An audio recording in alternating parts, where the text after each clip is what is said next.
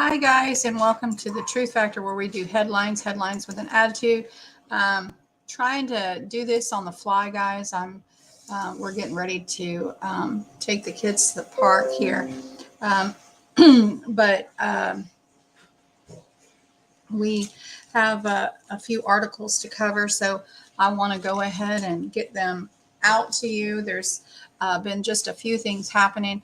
Uh, Seems to be a lot of fires taking place. We still have stuff happening in Maui, and I think I don't even know what the last count was, guys, to be honest. I think it was like 99 is what I saw on one of them, but I've got a couple of articles. Hopefully, they'll give us an update on the count there. As to the last I heard, it was like 99 people, but there's still thousands missing, and it just isn't a good thing. There's rioting taking place, and so my heart and prayers continue with Maui. Um, we will have Bible, but I don't know what time we'll be here. We'll be back when we get dinner over with. We'll have Bible and prayer. Anyway, my apologies for the little wrestling and tussling right now going on. The kids are getting ready. They're excited to go to the park, go fishing, and so that's the noise you're hearing right now. Anyway, being silly. Hey, Daryl, how are you, brother? So let's hit some of these articles real quick, guys. There is, like I said, a few things happening. A lot of evacuations in a couple of states have taken place, and we've tried to cover them here and keep everybody abreast, and we'll get to that too. Okay, so we have Poland Army. All of the articles, again, I want to make mention, are in the description in the box below, a link. So there is a link to every article. So anyway, let's continue, guys. Poland army moves through Warsaw, massive convoys, tanks, artillery, and armor.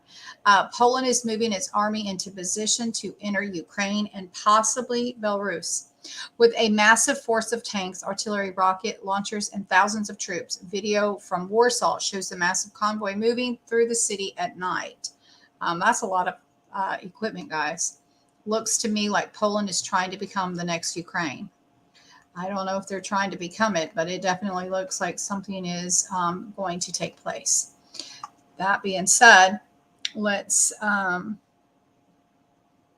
go over here to War News 247. And again, here is more confirmation. A new front is opening with Warsaw, says Russia.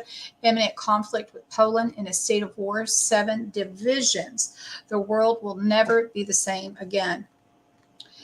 For the second day, Moscow is talking about an imminent conflict between Polish and Russian Belarusian forces, and is warning Europe and NATO that if Warsaw gets involved in the war, it will have to consider the use of nuclear weapons as given. The Russian media, not just one or two, are following up on yesterday's revelation about the Polish army's aggressive deployment and forced redeployments, setting the stage for something that even now is considered unthinkable. The phrase of Russian about a possible popular liberation movement in the area of Poland bordering Belarus is also problematic. According to the Russian media, the Poles continue to militarize the eastern regions of the country adjacent to the borders of Russia, Belarus, and Ukraine. At the same time, special attention is paid to strengthening the military potential in the Wajowsk Polskie area in the so-called Suwalki Corridor and Brest Gate. In addition, the head of the Ministry of National Defense of Poland, Mars Baljak, who is in the future wants to take over the presidency of the country, has developed a particularly intense information activity. The other day, he said that Warsaw, with the help of American Abrams tanks and Apache helicopters, will strengthen the eastern border. In this case, we're talking about the gates of Brest, section about 80 kilometers wide, opposite the city of Brest in Belarus. Between the West Bug River and its tributaries, the Nauri River. It was here that century ago during the Polish-Soviet War in 1919 to 21, the fierce battle took place. when the Red Army units captured Brest and rushed to Warsaw. Relying on natural obstacles, the Poles were able to retreat in an organized manner, having previously built the defense in the capital near the Vistula River. As for the Złotowski corridor, it is even greater strategic importance, and American tanks and helicopters will appear here. This narrow stretch of land, approximately 10 kilometers long, connects the Baltic countries, Lithuania, Latvia, and Estonia, by land to Europe via Poland. It is also hypothetically connects the Kaliningrad region of Russia with the Grodno region of Belarus, and at the same time blocks land access to Europe for the Baltic states. It also depends on who controls the area. It is worth adding that up to 250,000 Belarusians live along the border with Belarus in Poland, whom Polish nationalists have been oppressing for decades and depriving them of their identity, like all people of their nationalities. Therefore, Warsaw also fears a possible popular liberation movement in the region, which could start in the event of a conflict with the Russian Federation and the Republic of Belarus. This suggests that Poland's American tanks and helicopters will not only target Brest, but also Kaliningrad. At the same time, Warsaw particularly does not hide the fact that it would like to benefit at the expense of the neighboring Russian, Belarusian, and Ukrainian territories. Poland's preparations for the Great War cannot be hidden. However, historically, experience shows that such aggressive attempts have always ended badly for the Polish state. Then the Russians emphasized that the Ukrainian counteroffensive, which began in early June 2023, did not have spectacular results on August 15, 2023. There indeed is progress, and the armed forces of Ukraine were able to recapture several small settlements, but they paid for them with very heavy losses in manpower and equipment without achieving strategic results. According to the rules of military science, the armed forces of Ukraine had to create at least two large strike groups, one for the main attack and the second for distraction. Each should have 3 to 4 tank divisions, 2 to 3 motorized rifle divisions, 2 artillery divisions, as well as several separate motorized rifle and tank brigades. Western accomplices of the Ukrainians have only 3 options for further action.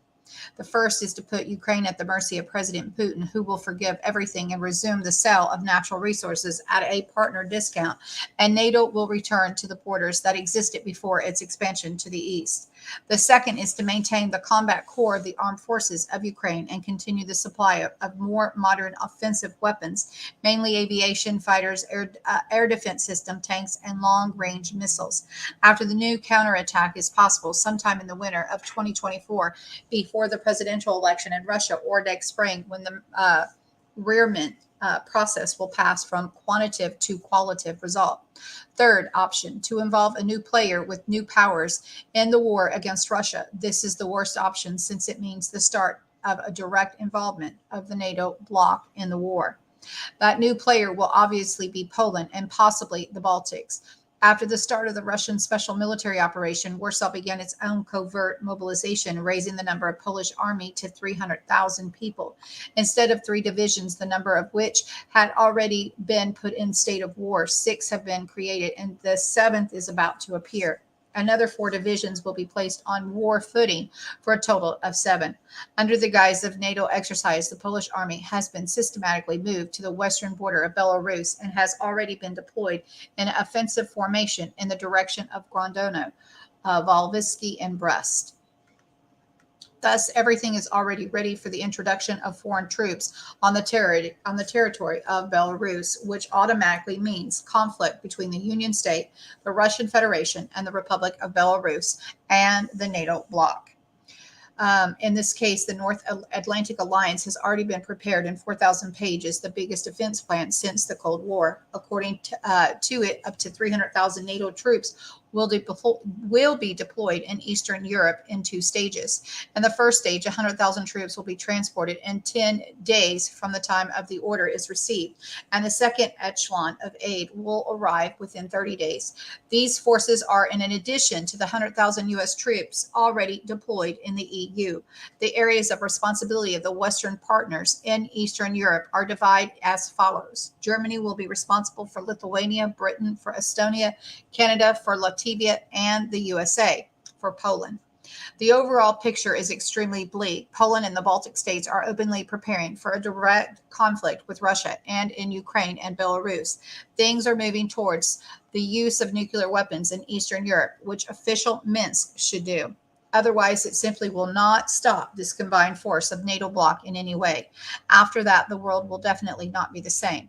The only thing that can really prevent such a horrible scenario, which frankly has become feasible, is the timely entry of the combined group of the armed forces of the Russian Federation and the Republic of Belarus into Western Ukraine.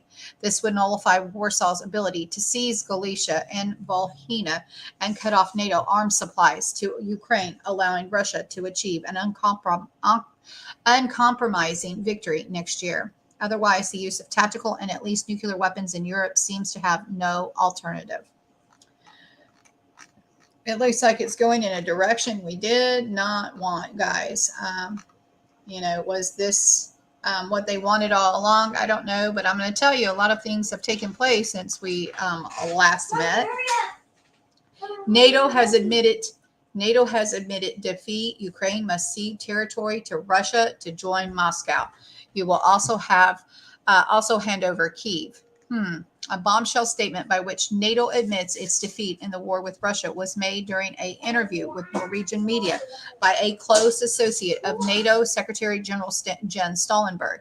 As he said, Ukraine may have to agree to cede to Russia some of the territory it lost during the war if it wants to join NATO. In fact, Stoltenberg's advisors admitted the negotiations are underway on this issue. He specifically said the post-war regime of Ukraine is already under negotiation and the issue of ceding territory to Russia has already been raised. Essentially, NATO is pushing Ukraine and Zelensky to cede territory. It is now the only way for Kyiv to escape the worst and continue to exist as a country. The statement allegedly made by Stian Jensen has not been yet denied by the North Atlantic Treaty Organization. Stian Jensen, who serves as the NATO Secretary General's Chief of Staff, was speaking to a Norwegian media at a panel discussion earlier today. He said about it, "I believe in the paradigm solution for Ukraine to give up territory and receive NATO membership in return," Jensen said, according to the Verdensgang newspaper. "It is important to discuss how the transition will take place," he added.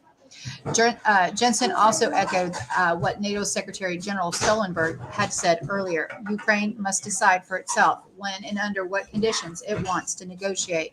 Mr. Stoltenberg had long said, been wary of avoiding questions about Ukraine might need to do to end the war. His position has consistently been that it is up to Ukraine and not third parties to decide how and when to start negotiations with Russia. But while Mr. Jensen echoed that line, he said that Ukraine may indeed have a path to NATO. There is a significant movement on the issue of Ukraine's future membership in NATO, he said. It is in everyone's interest that the war not happen again. When asked by the paper whether NATO believes Ukraine should cede territory to achieve peace with Russia in the future NATO membership, Jensen said discussions about a possible post-war regime are already underway, and that questions are being raised about the cession of territories to Russia. "I'm not saying you should, but it could be a possible solution," he explained. And then here is a little tweet that was shared out from the head of NATO Security Office, obviously, Jensen again. Russian Deputy Foreign Minister Galzin said in an interview with TASS earlier that to resolve the conflict, the original foundations of Ukraine's sovereignty, its neutral, non-aligned, and non-nuclear status must be conformed. According to him, new territorial realities must also be recognized. The demilitarization and denazification of Ukraine, the rights of Russian-speaking citizens and national minorities must be ensured in accordance with the requirements of international law. Deputy Chairman of Russian Security Council Dmitry Medvedev commented on NATO Chief of Staff Stian Jensen's ideal that Ukraine can join NATO if it agrees to cede territory to Russia, noting that the ideal is interesting, but that the issue of Ukraine territory as a whole is disputed. In order to join the alliance, the Kyiv authorities will have to leave even Kyiv itself, the capital of old Russia, and will have to move their capital to Lviv, Medvedev wrote on his Telegram channel, adding that the Poles must agree to this. The position that what is really needed is to surrender and capitulate so that the way to peace is opened was expressed by the vice chairman of the Secretary Council of Russia and former President Dmitry Medvedev, who accused Kyiv and the U.S. of not they want a peaceful resolution of the Ukrainian issue. People suffering in the trenches of a divided country, what they really need is to surrender. This might pave the way for peace, but neither Washington nor Kyiv want peace. America wants full power, and for it, it does not care about the lives of Ukrainians, Medvedev said in a post on Telegram. Kyiv's counterattack meatpacking plant is now working nonstop, sending thousands of unfortunate people to be slaughtered. But his work is not going to help the Kyiv regime anymore, which has already entered the stage of post-mortem rot. It is impossible to galvanize his corpse, Medvedev asserts. And that is what they say there. And then we have over here another article. Sorry, guys. This one is Zelensky sees his end. Angry response to the sale of NATO. It's ridiculous. A choice to defeat democracy. Kyiv is in shock. Angry was the first reaction of Ukraine to NATO for the bombshell about granting territories to Russia. And it is the worst day for Zelensky, who is now facing his political end in the presidency of Ukraine. We should not be surprised if rapid political developments are launched in Ukraine because the countdown has begun for Zelensky. Kyiv, through Volodymyr Zelensky, advisor Podolyak, reacted angrily to the statement of the senior NATO official about possible territory concessions from Kyiv in order to enter the alliance.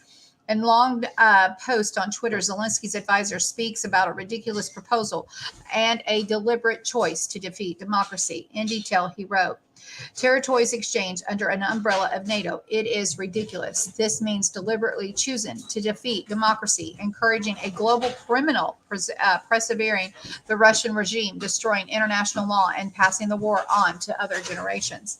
Besides, why would Russia voluntarily abandon provocation, hybrids, and traditional behavior without losing? Obviously, unless Putin suffers a crushing defeat, the political regime in Russia is not changed, and the war criminals are not punished. War will surely return with Russia's appetite for more. Attempts to maintain world order and establish a bad peace through, let's be honest, the triumph of Putin will not bring peace to the world, but will also bring dishonor and war. This applies to any form of new division of Europe, including the NATO umbrella. Then why is the scenario of the freeze, which Russia so desires, proposed instead of the acceleration of arms supply? Murderers must not be encouraged with appalling leniency.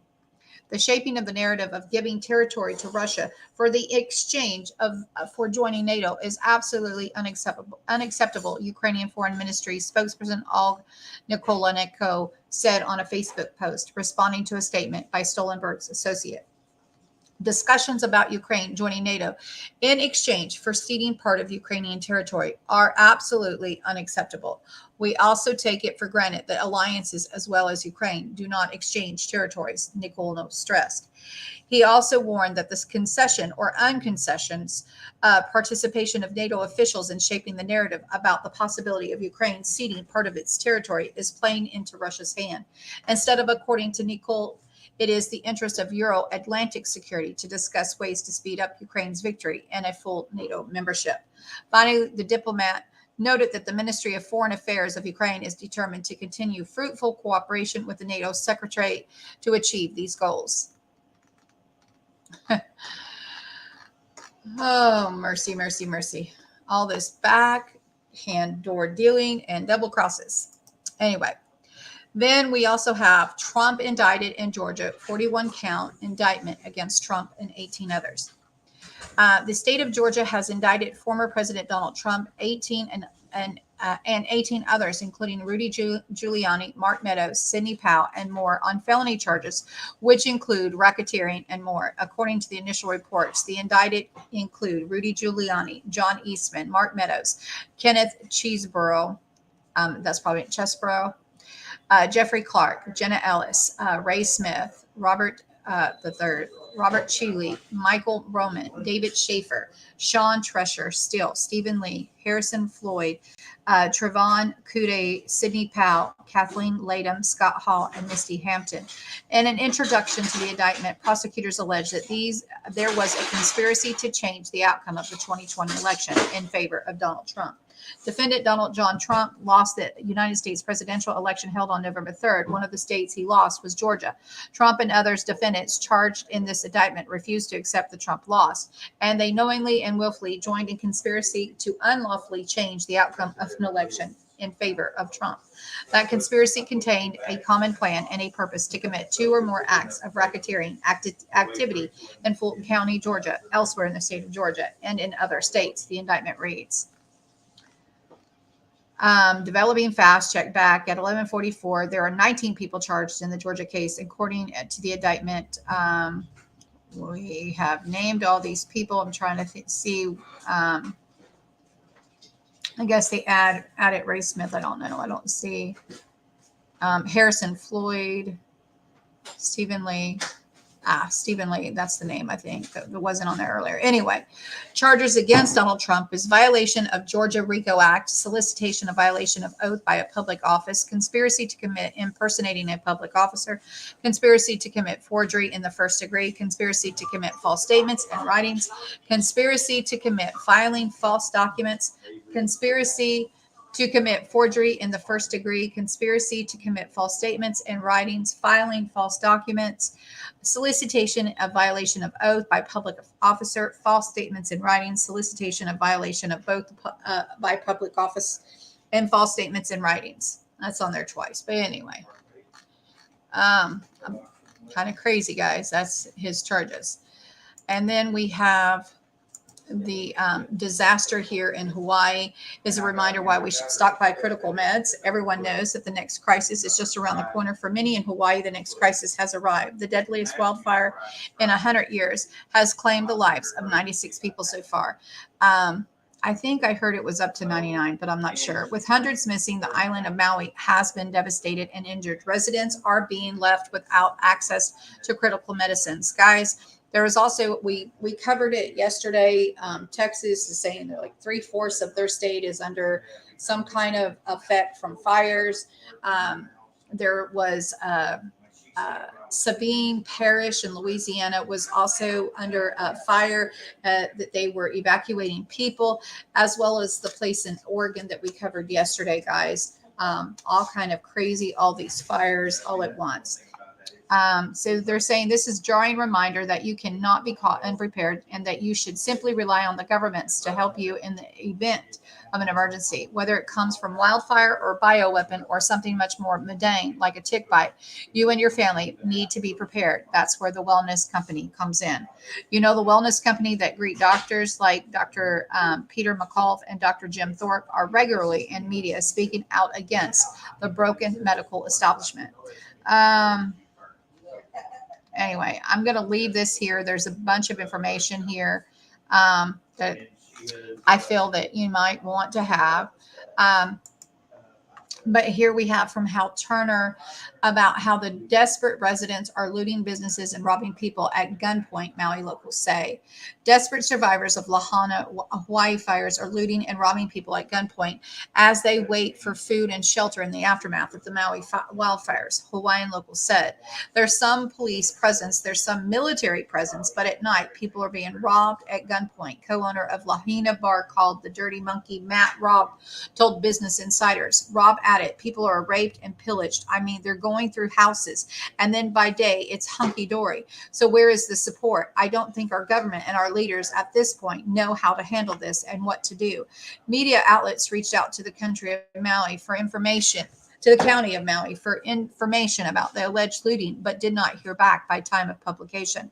Residents spoke to local news outlets as they wait rescue crews to deliver food, water, diapers, and other necessities. Many who lost everything are growing desperate. Owner of a restaurant, Coconut Caboose, Jeremy Agnes, one of the businesses that survived the fires, told KITV, it is an utter chaos for those seeking aid. His business was attacked by looters, he said. Agnes set up a GoFundMe for restaurant losses. Another Lahaina resident, Barrett Grossell, told the Nation told the nation, hold on, guys.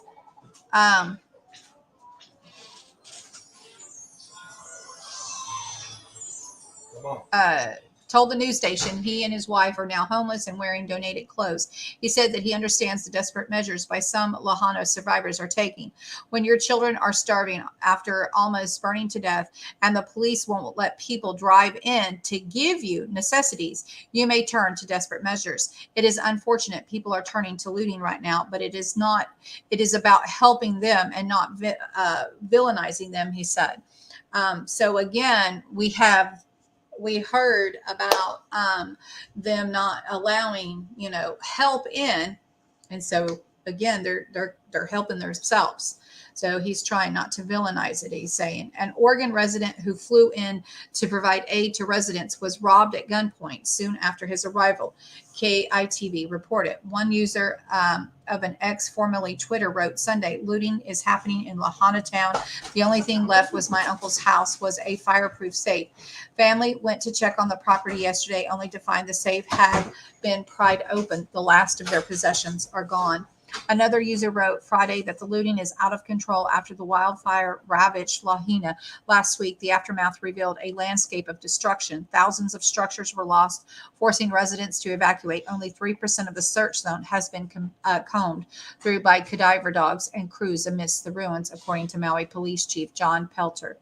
I don't know that we want to cover what he says, guys. It can be kind of crazy. I've told them that they need emergency food, water, medicine to live on, guns, ammunition, and communication gear. I have pointed out the masses whom I call do not ever make plans for emergencies as seen when a hurricane is approaching. Now, guys, but you have to look at it like this. You can't put all your eggs in one basket. This is what I think. The takeaway. I'm not going to read any more of his editorial here, but you guys sure can because it's in the bottom of the thing. But I just want to say that I think that the thing that stands out to me is for sure, don't put all your eggs in one basket, right? Don't leave everything for in one place, right?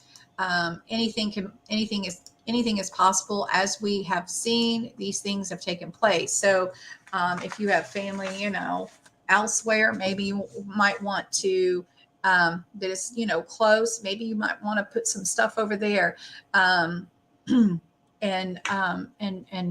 stock up as well. But or get a storage unit. I don't know, close or not close, depending on how close you want to want your stuff at.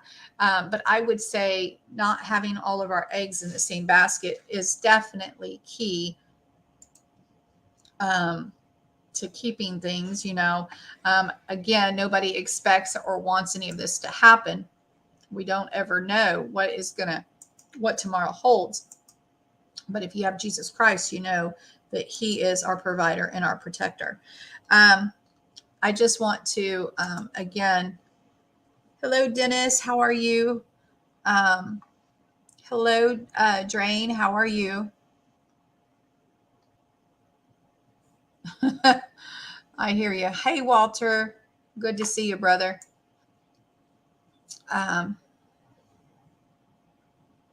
It is, Daryl. It's crazy. Hello, Wendy. Good to see you, sister. It is indeed. Hello, Faith Over Fear. How are you? And hello, we are in the last days. And hello, Pastor Sam. How are you guys? So good to see each and every person. Anyway, it is rather strange. And I didn't, the video that we did yesterday, it did not, I want to make sure that you all know that it did not include the Sabine Parish article, but I have it in the community tab. So I wanted to just draw everybody's attention to that. The fire emergency forcing evacuations in Sabine Parish. And again, this was yesterday, and we had posted it in the community tab. We had covered all the other activity in Oregon and the stuff in Texas in yesterday's little quick video. But here is today's. Here is, and this was covered yesterday, but it was just put in the community tab. So again, guys, trying to keep my fingers on everything, but it sometimes is hard, and we do miss some things. But God is good, and we are here. And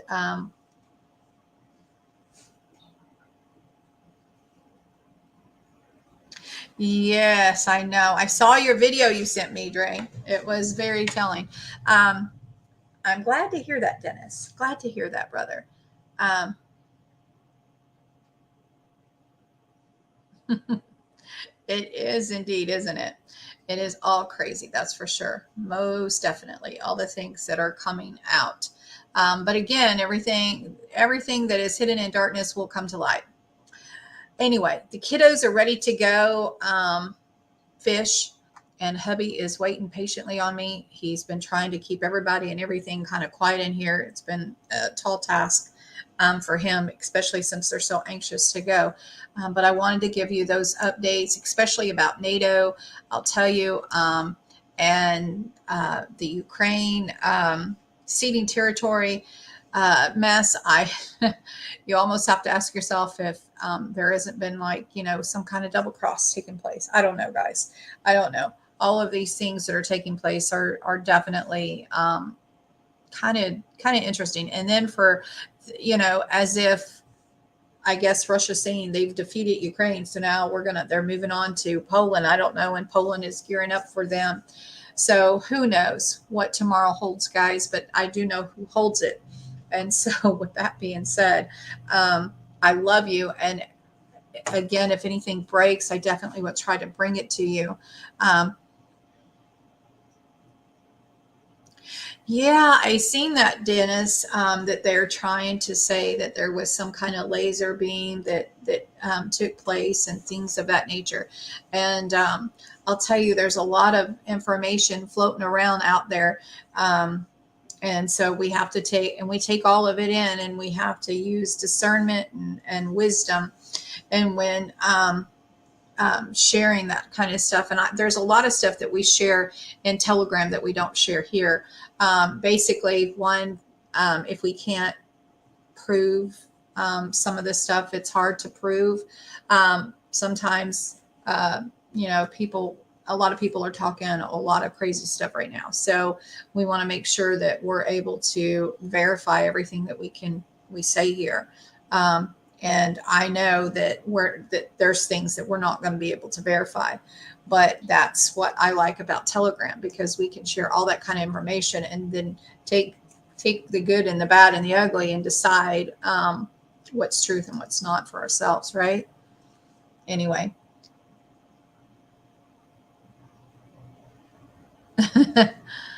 I hear you. I hear you. Anyway, God is so good, guys. I love you all. And we will be back later for Bible. I hope you guys will join me later sometime, like I said, after dinner, but we're taking the kiddos to go fish for a little bit. So it might be about 7 or 8. I don't know. Anyway, God is good. I love you, and I hope y'all have a wonderful, blessed day. God bless.